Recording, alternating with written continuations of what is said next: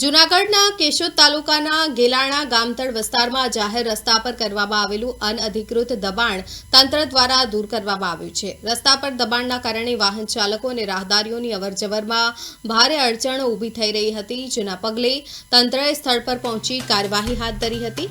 પ્રાપ્ત વિગતો મુજબ ગેલાણા ગામતળ વિસ્તારમાં કાળુભાઈ ભગાભાઈ સોલંકી દ્વારા કરાયેલું દબાણ હટાવીને રસ્તો સંપૂર્ણપણે ખુલ્લો અને ક્લિયર કરવામાં આવ્યો છે। આ કામગીરી વેળાએ કેશોદ તાલુકા વિકાસ અધિકારી ભાર્ગવ ઠુંબર, ગેલાણા ગામના સરપંચ અને સ્થાનિક આગેવાનો ઉપસ્થિત રહ્યા હતા। દબાણ હટાવવાની કામગીરી શાંતિપૂર્ણ રીતે પાર પડે તે માટે કેશોદ પોલીસ દ્વારા ચુસ્ત બંદોબસ્ત તૈનાત કરવામાં આવ્યો હતો। રસ્તો દબાણ મુક્ત બનતા સ્થાનિકો અને વાહન ચાલકોએ રાહત અનુભવી છે।